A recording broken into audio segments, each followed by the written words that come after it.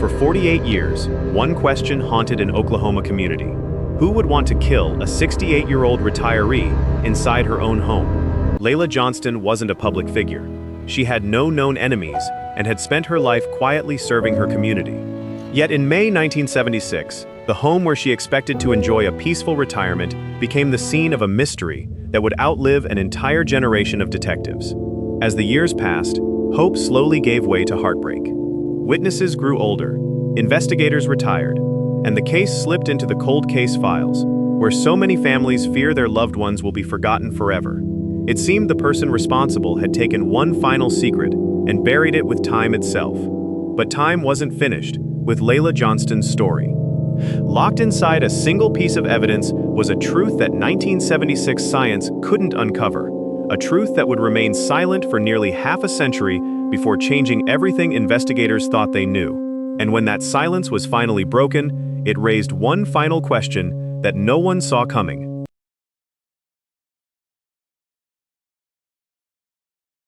For most people, retirement marks the beginning of a quieter chapter. It's a time to slow down, spend more time with family, reconnect with old friends, and enjoy the years earned through decades of hard work. For Lela Johnston, that chapter had only just begun. She had spent years serving her community, built a life defined by responsibility and kindness, and looked forward to the peace that retirement promised. But in the spring of 1976, the silence inside her Oklahoma City home would become something no one could explain. For nearly 48 years, investigators searched for the person responsible. The answers remained hidden, buried inside a single piece of evidence that science couldn't yet unlock. Then, almost half a century later, that evidence spoke, and with it came the name detectives had been searching for since the Gerald Ford administration. Before we continue, if you're someone who believes every victim deserves to have their story remembered, take a second to subscribe. Every week, we uncover forgotten cases, expose chilling mysteries, and revisit investigations that refuse to be buried. Together, we make sure these stories are never forgotten. Now, let's get back to Lady Lela's story. The Oklahoma City of the mid-1970s was a city experiencing steady growth. Neighborhoods were close-knit, where people knew the names of those living next door. It wasn't unusual for neighbors to check in on one another, wave from their front porches, or notice when something seemed out of place. There was a comforting sense of familiarity. People locked their doors, but many still believed their communities were fundamentally safe. Violent crime certainly existed, but most residents never imagined it would reach their own street. For Lela Johnston, life reflected that same sense of routine. After decades of working hard, she was finally looking forward to enjoying a slower pace. No one, not her family, not her neighbors, and certainly not Lela herself, could have imagined how suddenly that ordinary life would change. Lela Johnston was 68 years old. She had recently retired after many years of service with the Oklahoma State Welfare Department, where she was known as a dependable and conscientious employee. Those who knew Lela remembered her as thoughtful, independent, and kind-hearted. She valued simple pleasures. She enjoyed the comfort of her home, kept in touch with family and friends, and appreciated the quiet routines that retirement finally allowed her to enjoy. She wasn't someone seeking adventure or attention. She had spent her life caring for responsibilities, helping others through her work, and building the kind of reputation that earned lasting respect. To those closest to her, Lela wasn't simply a retiree. She was the person who remembered birthdays, the neighbor who offered a friendly conversation, the family member whose presence brought comfort during life's important moments. Her story deserves to begin there, not with the tragedy that followed, but with the life she had already lived. May 1976 began like many others. There was nothing to suggest that Lela's home would soon become the center of one of Oklahoma City's most enduring unsolved homicide investigations. Neighbors carried on with their routines. Cars came and went. The neighborhood remained peaceful. Then, something changed. People who normally expected to see Lela noticed something unusual. She wasn't answering her door. She wasn't responding as she normally would. At first, no one assumed the worst. Sometimes people leave unexpectedly. Sometimes plans change. But as concern grew, it became clear that something wasn't right. That concern would soon lead to a heartbreaking discovery. On May 14, 1976, a neighbor entered Lela Johnston's duplex after becoming concerned about her well-being. Inside, they found a scene that immediately prompted a call to police. Responding officers quickly recognized that this was not a natural death. Detectives from the Oklahoma City Police Department secured the residence and began processing what had become a homicide investigation. The home was carefully documented. Every room was examined. Photographs were taken. Evidence was collected with meticulous care. Among the items preserved was biological evidence that investigators believed might one day help identify the person responsible. At the time, however, no one could have predicted just how important that decision would become. In 1976, DNA profiling did not yet exist. The evidence was collected not because investigators knew exactly how it would be used, but because experienced detectives understand a simple truth.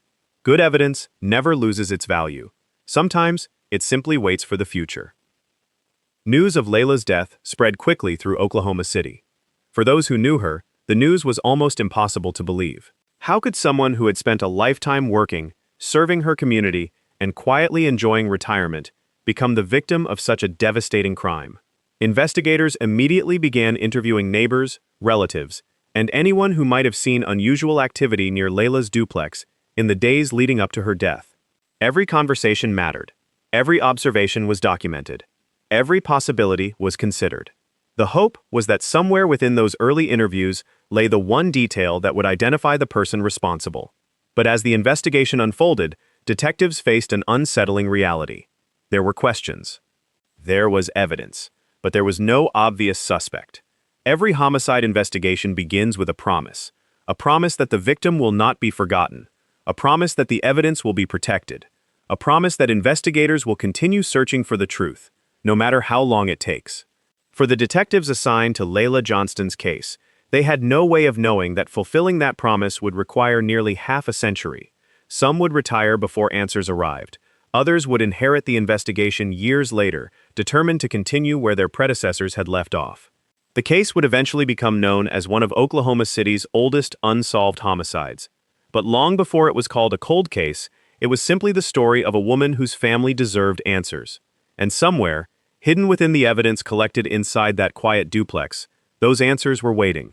When detectives left Lela Johnston's duplex in the early hours of the investigation, they carried more than notebooks filled with observations. They carried a responsibility. Somewhere in Oklahoma City, the person responsible for taking the life of a 68-year-old retiree was still unidentified. The clock had already started. Experienced investigators know that the first few days after a homicide are often the most important. Memories are freshest. Witnesses are easier to locate. Physical evidence is at its best. Every hour matters. Every conversation matters. And sometimes, one overlooked detail can change the course of an entire investigation. For Lela Johnston, detectives threw themselves into that search. Crime scene investigators carefully examined every room of Lela's home. Nothing was considered too small to document. They photographed the scene from multiple angles, collected physical evidence, and recorded the condition of the residence exactly as they found it. Investigators worked methodically, asking questions that guide nearly every homicide investigation. Had the offender been inside the home before? Was anything taken? Did the scene suggest the victim knew the person who entered her home? Could neighbors have seen or heard something without realizing its importance? While detectives gathered evidence, forensic specialists preserved biological material recovered from the scene. Today, that may sound routine. But in 1976, preserving biological evidence required remarkable foresight. There was no DNA profiling, no national DNA database, no forensic genetic genealogy. Investigators simply understood that science evolves, and evidence lost today can never be recovered tomorrow. That careful decision would eventually become the foundation of the entire case. The next challenge was to understand Lela's life in the days leading up to her death. Detectives interviewed family members, friends, former coworkers, and neighbors. They wanted to know whether anything had changed recently. Had anyone unusual been visiting? Had Lela mentioned feeling concerned about anything? Did anyone notice unfamiliar vehicles in the neighborhood? Was there any sign that someone had been watching her routine? Investigators carefully documented every answer. Like many homicide cases, each interview added another piece to the puzzle. Yet none of those pieces immediately revealed who was responsible. The investigation continued, but the picture remained incomplete. As news spread throughout Oklahoma City, tips began coming in. Some callers reported suspicious people they had seen days earlier. Others suggested names of individuals they believed detectives should interview. Every credible lead was investigated.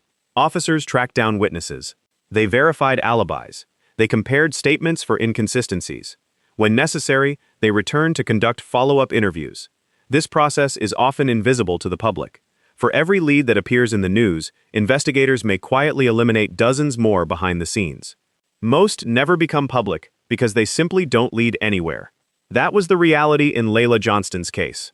Detectives worked tirelessly, but despite their efforts, no lead produced enough evidence to identify the person responsible.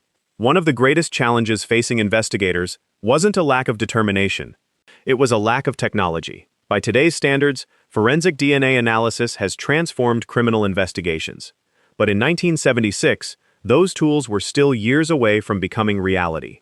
The biological evidence collected from Lela's home held enormous potential. Unfortunately, investigators had no practical way to identify the person who left it. The evidence existed. The answer existed. Science simply hadn't reached it yet. That reality would frustrate investigators for decades. They knew they possessed something valuable. They just couldn't unlock its story. Months passed, then years. The stream of new tips slowed. Witnesses moved away. Some memories faded. Others became impossible to verify. Like many difficult homicide investigations, Lela Johnston's case eventually reached a point where every available lead had been explored. The investigation was never closed. But it entered a painful new chapter. It became a cold case. For Lela's loved ones, that label offered little comfort. A cold case isn't cold for the families. Every holiday, every birthday, every family gathering serves as another reminder of the person who should still be there. Time may pass for everyone else. For grieving families, the questions often remain exactly where they were on the first day. Even as years turned into decades, the evidence from Lela's case remained carefully preserved. Successive generations of detectives inherited the investigation. Some retired before any breakthrough came. Others reopened the file with fresh determination, hoping that new forensic methods might finally reveal what had remained hidden since 1976. They refused to discard the evidence. They refused to forget Lela. Because experienced investigators understand something that every cold case detective eventually learns. The passage of time does not weaken good evidence. Sometimes, it makes it more valuable. As forensic science advanced through the decades, the possibility of solving Lela Johnston's murder slowly transformed from distant hope into genuine opportunity. What investigators couldn't accomplish in 1976, a new generation might finally achieve. Nearly 5 decades after Lela Johnston's murder, detectives reopened boxes of evidence that had remained untouched for years. What happened next would change the course of the investigation forever. Using technology that didn't exist when the crime occurred, forensic experts uncovered a genetic trail that led investigators to a name hidden by time for 48 years. Quick pause. If you're still watching, chances are you appreciate carefully researched true crime stories told with respect for the victims. If that's you, subscribe now. There are many more cases waiting to be uncovered. Now, back to the investigation. For almost half a century, Lela Johnston's case existed in 2 different worlds. One was the world her family lived in, a world of unanswered questions, anniversaries, and the hope that someone, somewhere, still cared enough to keep searching. The other was a quiet evidence room. Inside carefully labeled containers rested pieces of evidence collected in May of 1976. They had been preserved through changing administrations, new detectives, and decades of scientific advancement. They had outlasted the typewriters that documented the original investigation. They had outlasted the detectives who first collected them. And now, they were about to reveal a story no one could have imagined in 1976. Cold case investigations often begin the same way. A detective opens a file that hasn't been actively worked in years and asks a simple question: what can we do today that wasn't possible then?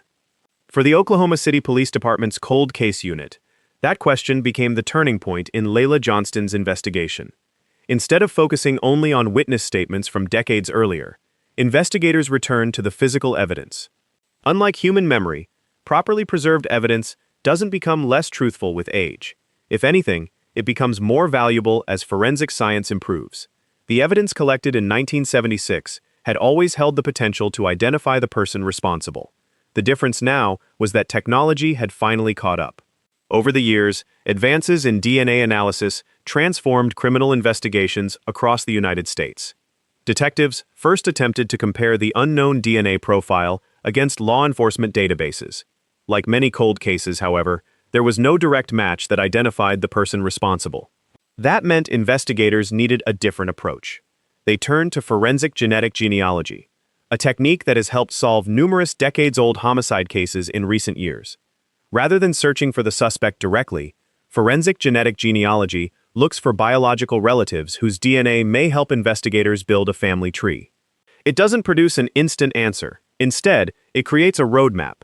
Professional genealogists and investigators spend months reviewing historical records, birth certificates, census information, marriage records, and family relationships, gradually narrowing the list of possible individuals. It's patient work, detailed work, and in many cases, it succeeds where traditional investigations cannot. As genealogists reconstructed generations of family connections, investigators began eliminating names one by one. Some individuals were ruled out because of age, others because they lived elsewhere, others because available evidence simply didn't fit. The list became shorter. The possibilities became fewer. Eventually, one name began appearing repeatedly as investigators compared family relationships with historical records and the facts of the case. That name was Charles O. Droke. He had lived in Oklahoma City during the time of Lela Johnston's murder. Investigators now had someone whose background warranted much closer examination. But genealogy alone isn't enough to solve a homicide. Detectives still needed scientific confirmation. Experienced investigators know that every major conclusion must be supported by evidence that can withstand careful scrutiny. Genealogy pointed detectives in a direction. Now forensic scientists needed to determine whether the biological evidence collected in 1976 was consistent with that conclusion. Working alongside forensic laboratories and genetic genealogy specialists, investigators compared available DNA evidence with samples associated with Charles Droke. The scientific findings supported what the genealogical research had suggested. After nearly 48 years, detectives believed they had identified the person responsible for Lela Johnston's murder. It was the breakthrough generations of investigators had hoped would someday arrive. Not because of luck, but because decades of careful evidence preservation had finally met decades of scientific progress. For investigators, identifying Charles O. Droke marked one of the most significant moments in the history of the case. For Lela's family, however, the emotions were much more personal. For nearly half a century, they had lived without knowing who investigators believed had taken the life of someone they loved. Now, there was finally an answer. It could never restore the years they had lost. It could never replace birthdays, holidays, and family gatherings without Lela. But it offered something many families of cold case victims never receive: a name, a direction, a clearer understanding of what investigators believed had happened. Still, one important question remained. If detectives had identified the suspect, why wasn't there going to be a trial? For nearly 48 years, Lela Johnston's case had one defining question: who did this? Now, investigators believed they finally had the answer, but unlike many homicide investigations, this case was about to take an unexpected turn. The person detectives identified had been gone for decades. There would be no arrest, no extradition, no courtroom, no jury. Instead, investigators faced the difficult task of explaining how they reached their conclusion and why the criminal justice process could go no further. As detectives continued their investigation, they focused on Charles O. Droke, a man who had lived in Oklahoma City at the time of Lela Johnston's murder. According to investigators, Droke came to their attention through forensic genetic genealogy, a process that traced biological relationships using DNA from the crime scene and publicly available genealogical records. That research did not stand alone. Investigators carefully compared historical records, timelines, and forensic evidence before concluding that Droke was the individual whose DNA was linked to the homicide. By itself, genealogy is an investigative tool, not proof of guilt. It points detectives in the right direction. The final conclusion must always be supported by additional forensic analysis and corroborating evidence. That standard remained central throughout the investigation. As detectives gathered more information about Charles Droke, they learned something that fundamentally changed the course of the case. He had died in 1989. That meant he had passed away more than 3 decades before investigators identified him through modern DNA technology. The timing created a legal reality that could not be changed. Under American law, a deceased person cannot be prosecuted. A criminal case requires a living defendant who can appear in court, be represented by counsel, challenge the evidence, and receive a fair trial. Because Droke was no longer alive, none of those legal protections, or legal proceedings, could occur. The investigation had reached its conclusion. The justice system, however, had reached its limit. When the Oklahoma City Police Department announced the breakthrough in 2024, officials explained that the identification resulted from a combination of preserved biological evidence, advanced DNA analysis, and forensic genetic genealogy. This was not the result of a single laboratory test or one dramatic breakthrough. It was the product of years of collaboration between cold case detectives, forensic scientists, genealogists, and prosecutors who reviewed the findings. Every step was carefully documented. Every scientific conclusion was evaluated before investigators publicly identified Charles Droke as the person they believed was responsible for Lela Johnston's murder. For the detectives who inherited this case decades after the crime, the announcement represented the fulfillment of a promise first made in 1976. A promise that Lela Johnston would not be forgotten. For many people following the story, one question remained. If investigators believed they had solved the case, why wasn't there a criminal trial? The answer lies in the fundamental principles of the American legal system. Criminal courts exist to determine whether a living defendant is guilty beyond a reasonable doubt after both the prosecution and the defense have had the opportunity to present their cases. Because Charles Droke died decades before he was identified, that process could never take place. No charges were filed against him during his lifetime. No judge heard evidence. No jury weighed the facts. As a result, there was no criminal conviction. Instead, the Oklahoma City Police Department officially announced that based on the evidence developed during the cold case investigation, detectives had identified Droke as the person responsible for Lela Johnston's homicide. It was an investigative conclusion rather than a judicial verdict. Understanding that distinction is essential to understanding the outcome of this case. For Lela Johnston's surviving relatives, the announcement brought emotions that are difficult to describe. There was relief that investigators had never abandoned the case. There was gratitude for the detectives and forensic specialists who continued working long after the original investigation had grown quiet. And there was sadness, no courtroom testimony, no opportunity to hear every detail presented before a jury, no sentence that could formally recognize the harm done nearly 5 decades earlier. Even so, after 48 years of uncertainty, investigators had finally given the family something they had waited a lifetime to hear: an answer. While it could never undo the pain of losing Lela, it ended one of the longest unanswered chapters in their family's history. The investigation was over. The suspect had been identified. But what impact did this breakthrough have beyond a single case? For almost 5 decades, Lela Johnston's family lived with uncertainty. Every passing year brought the same unanswered questions. Who was responsible? Why had Lela been targeted? Would anyone ever be held accountable?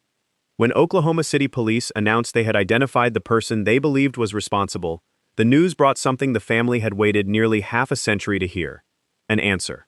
But as with many cold cases solved decades later, that answer arrived alongside the realization that some questions would never be fully resolved. One of the most difficult realities of an unsolved homicide is that time moves differently for the people left behind. The news cycle eventually ends. Public attention shifts elsewhere.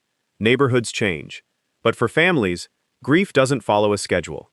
Lela Johnston's loved ones carried her memory through birthdays, holidays, and family gatherings that continued without her. For 48 years, they lived without knowing whether investigators would ever identify the person responsible. When the case was finally solved through modern forensic science, it represented more than an investigative success. It represented the fulfillment of a promise made decades earlier, that Lela's life would not be forgotten. In 2024, the Oklahoma City Police Department publicly announced that advances in forensic genetic genealogy had enabled detectives to identify Charles O. Droke as the individual they believed was responsible for Lela Johnston's murder. The announcement highlighted the work of multiple generations of investigators: the detectives who first processed the crime scene in 1976, the forensic specialists who carefully preserved evidence, the cold case investigators who reopened the file years later, the genealogists and DNA analysts who used technology unavailable to the original investigators. Each played an essential role. The breakthrough wasn't the result of one person's work. it was the product of decades of persistence. Lela Johnston's case is one of many examples demonstrating how forensic science continues to reshape criminal investigations. In the 1970s, investigators relied heavily on witness interviews, fingerprints, physical evidence, and traditional detective work.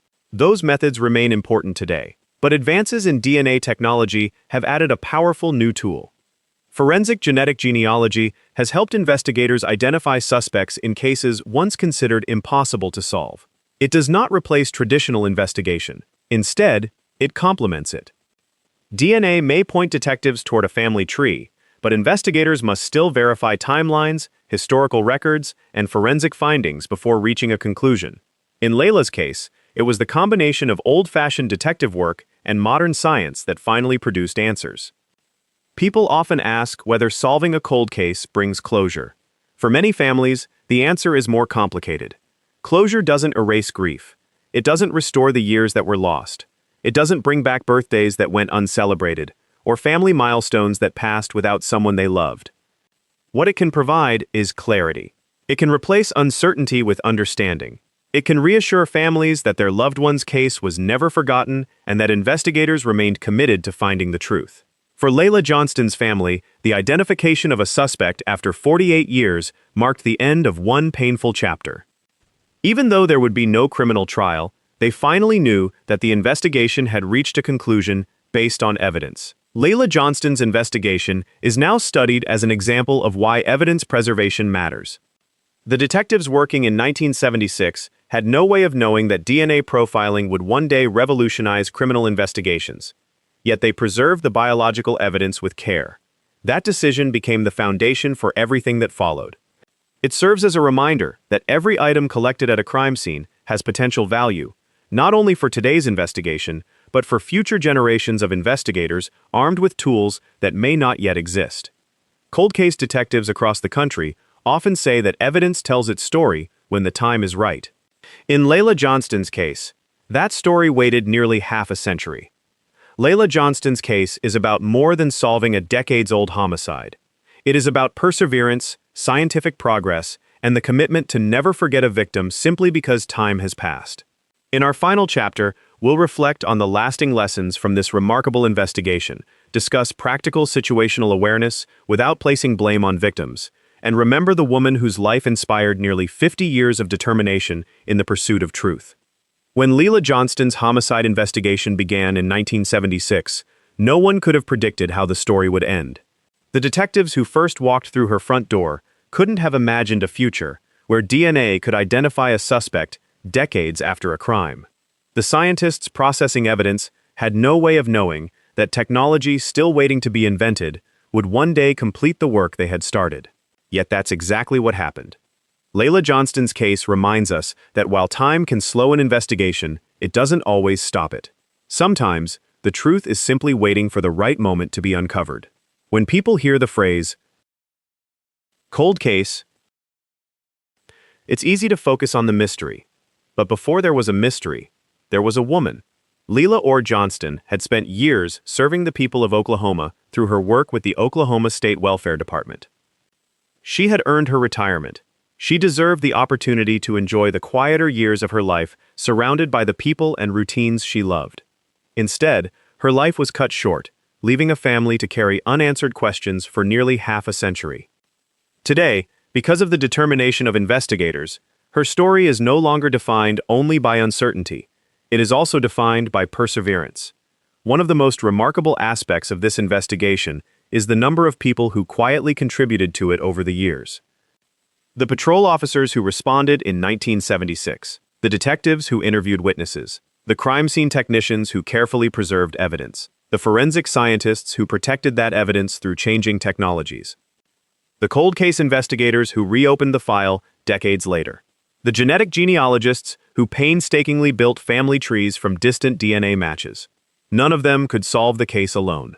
But together, across nearly 5 decades, they accomplished something extraordinary.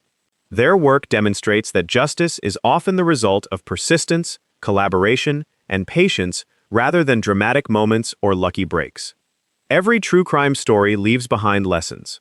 Lela Johnston's case offers several that remain just as relevant today. First, trust the importance of community. It was concern from those around Lela that led to the discovery that something was wrong. Looking out for neighbors, especially older adults who live alone, can make a meaningful difference during emergencies. Secondly, never underestimate the value of preserving evidence. What seemed impossible to analyze in 1976 became the key to solving the case decades later.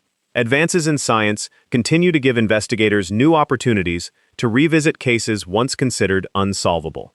And finally, remember that personal safety is a shared responsibility within communities. Checking in on loved ones, maintaining regular communication with family or trusted friends, and noticing when someone's routine changes are simple habits that strengthen community awareness. None of these measures guarantee safety, and responsibility for crime always rests with the offender. But communities that stay connected are often better equipped to recognize when someone may need help. Some people ask why law enforcement agencies continue investing time and resources into crimes committed decades ago. The answer is found in families like Lela Johnston's. For them, the passage of time never erased the loss. Every unanswered case represents a person who mattered, a family that continues to remember, a community that deserves the truth. Cold case investigations send an important message.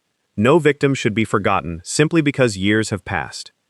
Whether justice comes in 1 year or 50, the pursuit of truth remains worthwhile. As we conclude this documentary, it's important to remember Lela Johnston the way those closest to her would have wanted.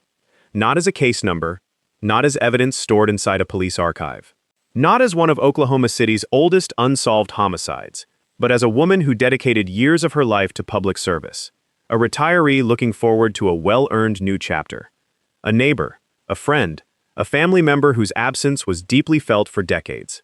Her story reminds us that every victim leaves behind people who continue loving them long after headlines disappear.